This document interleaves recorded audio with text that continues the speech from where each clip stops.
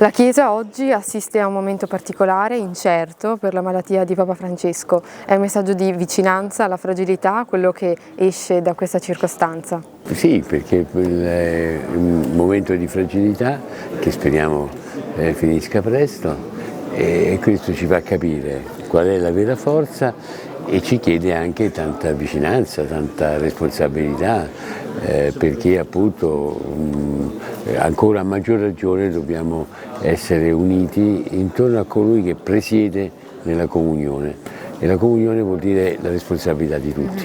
Ci sono tante sfide per la società di oggi, a partire dalle difficoltà per la pace in tante parti del mondo e nella nostra Europa. I cristiani di oggi come possono raccogliere queste sfide e quale contributo possono dare? Anzitutto accettandole, che qualche volta è il rischio dei cristiani e di tutti di scappare, di lasciarle agli altri, di far finta che non ci siano, addirittura di non accorgersi proprio delle sfide, no? Quindi affrontarle. La seconda cosa, affrontarle come? Da cristiani. E quindi vincere il male con la forza dell'amore e costruire l'amore.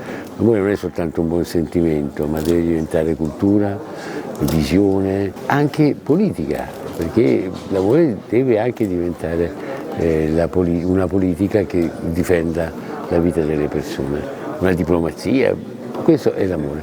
E credo che il cristiano di per sé è colui che ama, che sente l'amore di Dio e che ama il prossimo. Artigiani di pace, che vuol dire quindi che dipende da me, perché l'artigiano non è che dice c'è il capo, sono io, dipende da quello che faccio io.